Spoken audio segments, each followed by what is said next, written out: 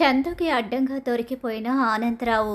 మరిదంతా ఎలా జరగబోతుంది? మరి చందు ఆనందరావు దొంగతనాన్ని ఎలా కనిపెట్టాడు అన్నది తెలుసుకోవాలనుకుంటే వీడియోని చివరి వరకు మిస్ కాకుండా చూసేయండి. మీకు ఒక మంచి జ్యువెలరీ కలెక్షన్ చూపిస్తూ వీడియోని వివరించబోతున్నాను. చివరి వరకు స్కిప్ చేయకుండా చూసేస్తే ఆనందరావు ఎలా దొరికిపోయాడో మీకే తెలుస్తుంది. మరి వీడియో నచ్చితే లైక్ చేయడం కూడా మర్చిపోకండి. ఇక్కడ చూస్తే ప్రేమని తను తీసుకుని వెళ్ళను అని చెప్పేసి ఖచ్చితంగా చెప్పేస్తాడు ధీరజ్ అయితే. అది కాదురా చిన్నోడా అని చెప్పేసి పిలిచే ప్రయత్నం చేస్తూ ఉంటుంది ఇక వేదవతి. అయినా సరే వినిపించుకోకుండా ప్రేమని పట్టించుకోకుండా వెళ్ళిపోతాడు. నేను నడిచి వెళ్ళిపోతాను, నన్నెవరూ తీసుకువెళ్ళాల్సిన అవసరం లేదు అని చెప్పేసి ప్రేమ అక్కడి నుంచి కోపంగా బయలుదేరిపోతుంది. ఇక ప్రేమ వెనకాలే వెళ్ళి, అది కాదే, వాడితో ఎందుకంత పంతానికి వెళుతున్నావు? ధీరజు చాలా మంచివాడు, వాడి ప్రేమని అర్థం చేసుకుంటే మీ ఇద్దరూ కలిసి సంతోషంగా బ్రతకొచ్చు అని చెప్పేసి విశ్వక్ అయితే చెప్తూ ఉంటాడు. నాకిప్పుడు ఏం వినాలని లేదు అని చెప్పేసి ప్రేమ అయితే అక్కడి నుంచి వెళ్ళిపోతుంది. ఇక్కడ చూస్తే ఇక ప్రేమ ధీరజు పూర్తిగా విడిపోయారని చెప్పేసి సంబరాలు చేసుకుంటుంది వల్లి అయితే. ఇక అసలు విషయం తెలియని వల్లి మాత్రం చాలా హ్యాపీగా ఫీల్ అయిపోతూ ఉంటుంది. ఈలోగానే ఫోన్ చేస్తుంది భాగ్యానికి అయితే. ఫోన్ చేసేసరికి, ఏంటే దీనికి ఏమన్నా విషయం తెలిసిపోయిందా ఏంటి? అక్కడ దొంగతనం జరగకముందే దీనికి విషయం తెలిసిపోతే ఆపేస్తుంది. ఆ విషయాన్ని బయట పెట్టకుండా జాగ్రత్తగా మేనేజ్ చేయాలి అని చెప్పేసి ఇక అంటూ ఉంటుంది భాగ్యం అయితే. అవునవును, మేనేజింగ్ చేసే అత్త అని చెప్పేసి అంటూ ఉంటుంది సుకన్య. అలా ఇక వీళ్ళు మాట్లాడుకుంటూ ఉండగా, ఏంటి అమ్మడు, ఏంటి విశేషాలు అని చెప్పేసి ఏమీ తెలియనట్టుగా, ఏం జరిగినట్టుగా చాలా జాగ్రత్తగా మాట్లాడుతుంది భాగ్యం అయితే. ఏముంది, ఆనందం తట్టుకోలేక ఫోన్ చేసేసానే అమ్మ, ఈ రోజుతో ఇక వాళ్ళిద్దరూ శాశ్వతంగా విడిపోయారు. ఎవరే? అదే ఆ ధీరజు, ఆ పొట్టి మిరపకాయని. ఇద్దరూ విడిపోయారు. ఇంకా వాడైతే దాని మొహం చూడనని చెప్పేసి వెళ్ళిపోయాడు అని చెప్పేసి అంటూ ఉండగానే ఇక సరే నువ్వు మాత్రం బయటపడకుండా జాగ్రత్తగా ఉండు, లేకపోతే నీ కాపురానికే ఎసరొస్తుంది. నేను జాగ్రత్తగానే ఉన్నానులేమ్మా, కొత్తగా మాట్లాడుతున్నానంటే ఏం లేదే, ఒక ముఖ్యమైన పని ఉంది, తర్వాత మాట్లాడతానని చెప్పేసి ఫోన్ అయితే పెట్టేస్తుంది. ఏంటి అమ్మ కొత్తగా మాట్లాడుతుంది? అయినా ఏదో పని ఉంది కదా, అందుకే పెట్టేసిందేమోలే. సుక్కు ఉంది కదా, అయినా అది పని చేస్తుంది కదా అని చెప్పేసి అనుకుంటూ ఉంటుంది ఇక వల్లి అయితే. ఈలోగా ఆనందరావు అక్కడ రైస్ మిల్కి అయితే వెళ్తాడు. రైస్ మిల్కి వెళ్ళిన ఆనందరావు దొంగతనం చేయడానికి చాలా ప్రయత్నిస్తూ ఉంటాడు. ఎవరో ఒకరు రావడం వెళ్ళడం, ఆ క్యాష్ కౌంటర్ దగ్గర ఇక అక్కడ కూర్చొని ట్రై చేసే ప్రయత్నం చేసినా చాలా అడ్డంకులు ఎదురవుతూ ఉంటాయి. ఇలా కాదు, మనం ఇప్పుడు ట్రై చేయకూడదు, కాసేపు ఉన్న తర్వాత చేద్దాం, లేకపోతే ఎవరికైనా అనుమానం వస్తుందని చెప్పేసి ఆనందరావు అక్కడి నుంచి పాటలు పాడుకుంటూ చక్కగా పక్కకైతే వస్తాడు. అలా వచ్చేసరికి, ఏంటి పాటలు పాడుకుంటూ కాలక్షేపం చేస్తున్నారేంటి?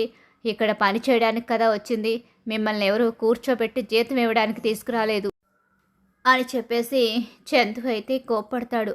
బాబు చేస్తున్నాను బాబు అని చెప్పేసి ఇక అక్కడి నుంచి పక్కకి వెళ్ళిపోయి, అమ్మో అల్లుడు చాలా కోపంగా కనిపిస్తున్నాడు, ఇంట్లో ఏం గొడవ జరిగిందో ఏంటో, ఇప్పుడు ఈ దొంగతనం ఎలా చెయ్యాలో, దొంగతనం చేయకపోతే అమ్మడి కాపురానికే ఎసరొస్తుంది, దొంగతనం చేసి దొరికిపోయినా అమ్మడి కాపురానికే ఎసరొస్తుంది, ఇప్పుడు నేను ఎలా చావాలరా దేవుడా అని చెప్పేసి ఆనందరావు అయితే అనుకుంటూ ఉంటాడు. ఇలా ఆలోచించుకుంటూ ఉంటాడు. ఏం చేస్తున్నాడంటావే, మీ మావయ్య ఈ దొంగతనం చేస్తాడంటావా?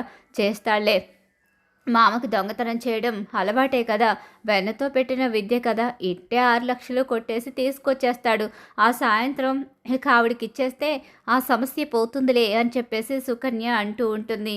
ఇక్కడ చూస్తే ప్రేమ ధీరజ్ విషయంలో వేదవతి ఎంతగానో బాధపడుతూ ఉంటుంది.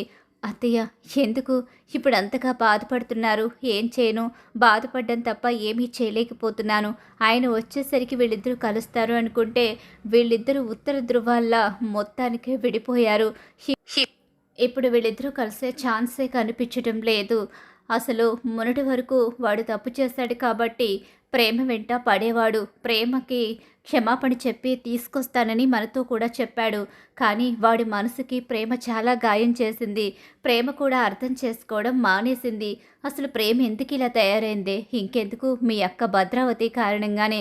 మీ అక్క విషయంలో మీరు గమనిస్తున్నారో లేదో, ప్రతిసారి కూడా మీ అక్క మీ మేనకోడల్ని మన దగ్గర మాట్లాడనివ్వకుండా లాక్కొని వెళ్ళిపోతుంది. అసలు మనకి మాట్లాడే ఛాన్స్ కూడా ఇవ్వడం లేదు. ప్రేమ అదేమీ అర్థం చేసుకోవడం లేదు. తన వాళ్ళ విషయంలో తన వాళ్ళు బాధపడుతున్నారని ఆలోచిస్తుంది, కానీ ధీరజ్ ప్రేమ విషయంలో మాత్రం అస్సలు తెలుసుకోలేకపోతుంది. ఎప్పటికి ధీరజ్ని అర్థం చేసుకుంటుందో, అసలు విషయాలు ఎప్పుడు తెలుసుకుంటుందో ఏంటో ఏం తెలియడం లేదు. ధీరజ్ ప్రేమ మరింతగా దూరమైపోయేలా ఉన్నారని చెప్పేసి వాళ్ళిద్దరూ కూడా మాట్లాడుకుంటూ ఉంటారు. అలా వాళ్ళ మధ్య దూరం పెరగనివ్వకూడదు, ఎలాగైనా మనం వాళ్ళని ఒకటి చేయాలని చెప్పేసి అనుకుంటూ ఉంటారు నర్మదా, వేదవతి ఇద్దరు కూడా. ఇక్కడ చూస్తే ఇక దొరికింది ఛాన్స్ అని చెప్పేసి డబ్బు కొట్టేయడానికి అందరూ భోజనానికి వెళ్ళిన సమయంలో అక్కడ కౌంటర్లో చెయ్యి అయితే పెడతాడు. 6 లక్షల రూపాయలే కాదు, ఇంకా ఎక్కువ దొరికినా సరే కొట్టేసి పట్టుకు వెళ్ళి భాగ్యానికి ఇచ్చేస్తే భాగ్యం నన్ను తెగ మెచ్చుకుంటుంది. నా చేతివాటం భాగ్యానికి చాలా బాగా తెలుసు. ఈ చేతివాటానికి ఫుల్గా పని చెప్పేయచ్చు. రామరాజు బావ లేకపోవడం నా అదృష్టమయ్యింది అని చెప్పేసి ఇక అక్కడ క్యాష్ కౌంటర్లో చేయి పెడతాడు. చేయి పెట్టి డబ్బు తీసి చాలా హ్యాపీగా ఫీల్ అయిపోతూ ఉంటాడు. ఈలోగానే ఆ డబ్బు ఇలా చూసుకుని డబ్బుకి ముద్దులు పెట్టుకుని ఇలా ముందు చూసేసరికి చందు కనిపిస్తాడు. చందుని చూసి షాక్ అయిపోయి నిర్ఘాంతుడైపోయి ఉండిపోతాడు ఆనందరావు. ఏం చేస్తున్నారు? ఈ డబ్బు ఎందుకు తీసుకున్నారు అని చెప్పనేసరికి బాబు డబ్బు డబ్బు లెక్క పెడుతున్నాను బాబు అని చెప్పి అంటూ ఉండగానే మామగారని కూడా చూడకుండా చందు అయితే మాత్రం గట్టిగానే చెంప పగలగొడతాడు ఆనందరావుది. బాబు నువ్వు దొంగవని తెలుసు, కానీ ఇక్కడ దొంగతనం చేసి ఇక మా రైస్ మిల్లో మమ్మల్ని మోసం చేస్తున్నావా? ఈ డబ్బు ఎంత ఇది అని చెప్పేసి ఆ డబ్బు లెక్క పెట్టుకునేసరికి 6 లక్షలు. 6 లక్షల రూపాయలు నా కన్ను కప్పి కొట్టేస్తున్నావా? అంటే ఇన్ని రోజులు లెక్కల్లో తేడాలు వస్తుంటే ఏంటో అనుకున్నాను. నువ్వు ఇక్కడికి అడుగు పెట్టిన దగ్గర నుంచి లెక్కల్లో తేడా కనిపిస్తూనే ఉంది. నీకు, నీ కుటుంబానికి, వల్లికి, మీ అందరికీ కూడా మోసాలు మాయలు చేసి బ్రతకడమే తప్ప నీతిగా నిజాయితీగా బ్రతకడం మీ జీవితాలకి రాదా? చిచ్చి, ఏం బ్రతుకులు మీవి! అయినా నువ్వు మళ్ళీ జీవితంలో ఇక్కడ అడుగు పెడితే నేనేం చేస్తానో నాకే తెలియదు. మీ అమ్మాయిని కూడా మీ ఇంటికి పంపించేస్తాను. ఒక దొంగ కూతుర్ని నేను నా ఇంట్లో పెట్టుకోలేను. పైగా ఇక నీ కూతురు కూడా అబద్ధాలు మోసాలు చేయడం తప్ప తనకి కాపురాన్ని నిలబెట్టుకోవడం, అలాగే జీవితాన్ని కాపాడుకోవడం రాదు.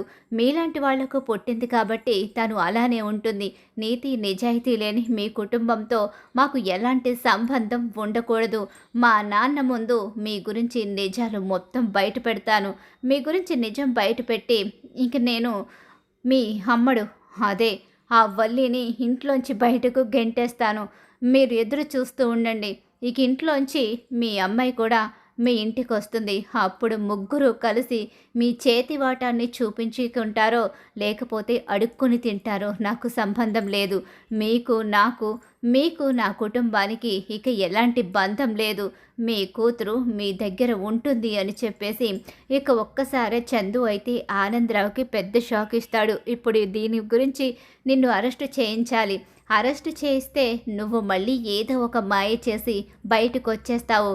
అది కూడా నాకు ఇష్టం లేదు. నీ కూతురు నీ కళ్ళ ముందు కనిపిస్తూ ఉంటే మీరు చేసిన తప్పులు మీకు కనిపిస్తూ ఉంటాయి. అప్పుడైనా బుద్ధి వస్తుందేమో మీ కుటుంబానికి అని చెప్పేసి ఇక ఇంటికి వచ్చిన తర్వాత వల్లిని ఇంట్లోంచి వెళ్ళిపోమంటూ, జీవితంలో నా కంటికి కనిపించొద్దు. ఒక దొంగకి పుట్టిన కూతురువి, మోసాలు చేసే ఆడదానివి, కాపురాన్ని నిలబెట్టుకోవడం చేత కాదు, మొగుణ్ణి కూడా మాయ చేసి బ్రతికే మనిషివి నువ్వు. నీలాంటి వ్యక్తి నాకు, నా కుటుంబానికి అవసరం లేదు. మా నాన్నకి నిజం చెప్పేస్తాను వచ్చిన తర్వాత, కానీ ఇప్పుడు నువ్వు బయటికి వెళ్ళిపోవలసింది అని చెప్పేసి ఇక వల్లికి ఊహించని షాక్ అయితే ఇస్తాడు.